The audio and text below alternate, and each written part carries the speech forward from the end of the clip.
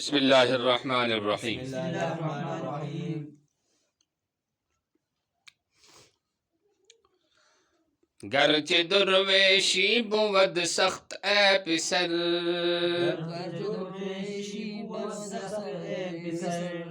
ہم ز درویشی نباشد خوب تر. درویشی کے معنی آتے ہیں مفلسی. کیا؟ درویشی کے معنی کیا آتے ہیں؟ مفلسی. پسر کے معنی آتے ہیں بیٹا. پسر کے معنی آتے ہیں بیٹا. یہ تم پڑھ چکے ہو اس میں بھی. کس میں؟ فارسی پہلے. گرچہ درویشی بود سخت اے پسر، اگرچہ مفلسی مشکل ہوتی ہے اے بیٹے، ہم ز درویشی نباشد خوب تر. اور فقیری سے بڑھ کر بھی، اور فقیری سے زیادہ اچھی کوئی چیز بھی نہیں ہے. اگرچہ فقیری، درویشی کا معنی غریبی بھی کر سکتے، لیکن حاشیے میں چونکہ فقیری لکھا ہے تو آپ کو یاد رکھنا ذرا آسان ہو جائے گا. اگرچہ فقیری سخت ہوتی ہے اے بیٹے، لیکن فقیری سے بڑھ کر بھی، فقیری سے اچھی بھی کوئی چیز نہیں ہے. ہم منے ہو گیا بھی ساتھ کہنا. فقیری سے اچھی، فقیری سے زیادہ اچھی بھی کوئی چیز نہیں ہے.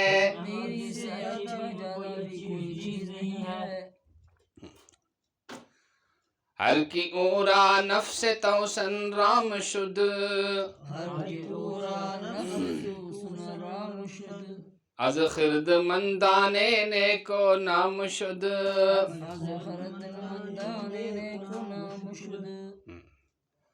تو توسن کے معنی آتے ہیں سرکش گھوڑا. سرکش گھوڑا. رام شد کے معنی آتے ہیں فرمان بردار ہو گیا. اور خرد مند کے معنی آتے ہیں عقل مند. سمجھ گئے نا؟ تو توسن کے معنی کیا آتے ہیں؟ سرکش گھوڑا. سرکش گھوڑا. اور رام شد کے معنی کیا آتے ہیں؟ فرمان بردار ہوا. فرمان بردار ہوا. اور خرد مندان کے کیا معنی آتے ہیں؟ عقل مند. کیا آتے ہیں؟ توسن کے معنی سرکش گھوڑا. اور رام شد کے معنی فرمان بردار ہوا. اور خرد مندان کے معنی کیا آتے ہیں؟ عقل مند. آپ سنیے دیتے ہوں. ہر کی اورا نفس توسن رام شد، وہ کہ جس کے نفس کا سرکش گھوڑا فرمان بردار ہوا. سرکش گھوڑا فرمان بردار ہو گیا. از خرد مندانے نیکو نام شد، وہ عقل مند نیک لوگوں میں سے بن گیا. وہ عقل مند نیک لوگوں میں شامل ہو گیا.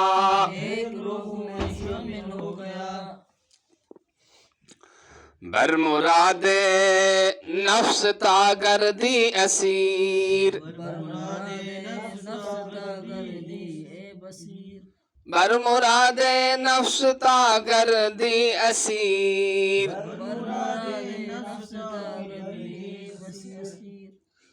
صبر ببغضی و قناعت پیشگیر، یہ بڑی قیمتی باتیں ہیں. ایک ایک بات کو آپ کو یاد رکھنا ہے، اس پر غور کرنا ہے اور اپنی زندگی میں آج ہی سے اس کو لانا ہے. سمجھے نہیں سمجھے؟ اسیر کے معنی آتے ہیں قیدی. اسیر کے معنی کیا آتے ہیں؟ اور قناعت کے معنی آتے ہیں تھوڑے پر گزر کرنا. قناعت کے کیا معنی آتے ہیں؟ ہاں، گزر کرنا. اسیر کے معنی قیدی اور قناعت کے معنی کیا آتے ہیں؟ بر مراد نفس تا گردی اسیر، نفس کی مراد پر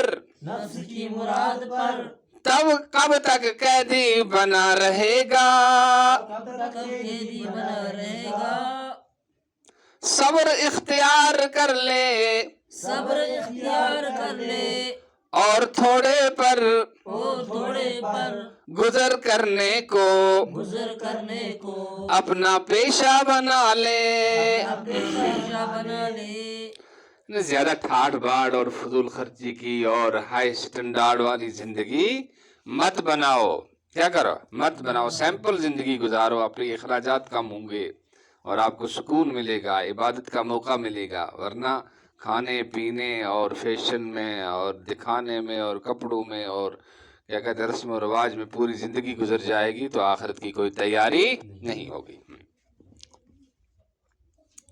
در ریاضت نفس بدرا گوشمال، در ریاضت نفس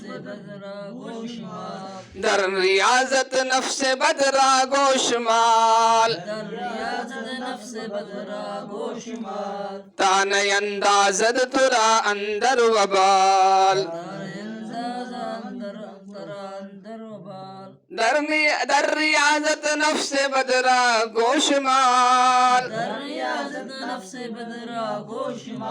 تانه اندازد ترا اندر وبال. اندر وبال، تانه اندازد ترا اندر وبال.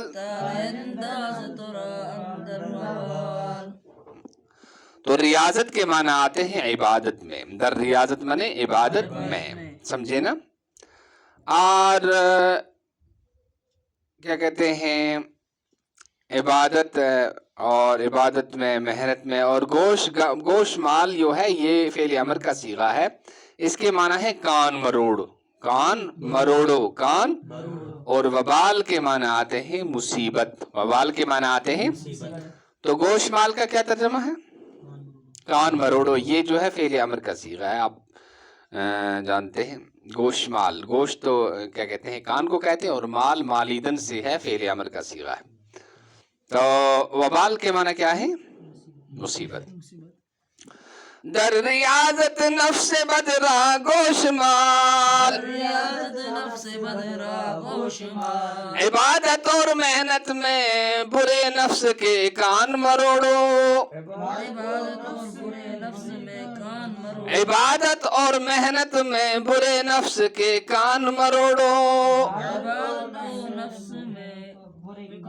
برے نفس کے کان مروڑو. تانه اندازد ترا اندر وبال، تاکہ وہ تجھے مصیبت میں نہ ڈال دے. سمجھے نا؟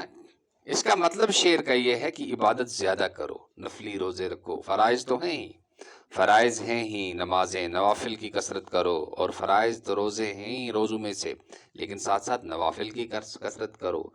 اور اگر آپ کو اپنا خرچہ ملتا ہے جتنا ہے تھوڑے سے بھی، آپ اگر 10 روپے آپ کے پاس، 1 روپیہ اللہ کے راستے میں دیتے رہو. تو جتنا آپ اپنے آپ کو عبادت میں لگاؤ گے، تلاوت میں لگاؤ گے، تہجد میں لگاؤ گے، اور گناہوں سے اپنی آنکھوں کو بچاؤ گے، اپنے ہاتھوں کو بچاؤ گے، اپنی شرمگاہ کو بچاؤ گے، اور اپنے ہر بار کیا ہے اپنے باڈی کے ہر پارٹ کو اور اپنے جسم کے ہر حصے کو گناہ سے بچاؤ گے، تو اس سے آپ کے نفس کو کیا ملے گی؟ اصلاح ملے گی. کیا ملے گی؟ اصلاح ملے گی. اور اگر آپ نے نفس کو کھلا چھوڑ دیا، اس نے کہا دیکھو کسی کو بد نظری سے تو آپ دیکھنے لگے، کسی نے کہا جھوٹ بولو تو آپ بولنے لگ گئے، کہا کہ ریکارڈ سنو، فلمی ریکارڈ سنو، گانے سنو تو آپ سننے لگ گئے. کہا کسی کی چوری کر لو تو آپ کرنے لگ گئے. کہا حرام کھاؤ تو آپ کھانے لگ گئے. تو اس سے نفس جو ہے آپ کا وہ آپ کے ہاتھ سے بے قابو ہو جائے گا. کیا ہو جائے گا؟ اور پھر گناہ پر گناہ کراتا چلا جائے گا، گناہ پر گناہ کراتا چلا جائے گا، اور آخری ٹھکانہ اللہ بچائے پھر جہنم ہوگا. سمجھے نہیں سمجھے؟ تو بڑی قیمتی باتیں، ان کو یاد بھی رکھنا اور سمجھنا بھی. ہر کی خواہد تا سلامت ماندو، ہر کے خواہد تا سلامت ماندو، از جمیع خلق رو گردان دو. از جمیع خلق رو گردان دو. ہاں، سلامت ماند، خدا کے عذاب سے بچے. جو کوئی چاہتا ہے کہ خدا کے عذاب سے بچے. تو جمی کے معنی آتے ہیں سب. جمی کے معنی کیا آتے ہیں؟ سب. سمجھے نا؟ اور خلق کے معنی آتے ہیں مخلوق. خلق کے معنی تو سلامت ماند کے کیا معنی آتے ہیں؟ کہ عذاب سے بچے. اور جمیع خلق کے کیا معنی آتے ہیں؟ سب مخلوق. سب مخلوق. ہر کی خواہد تا سلامت ماندو، ہر خواہد تا سلامت ماندو، از جمیع خلق رو گردان دو. از جمیع خلق رو گردان دو.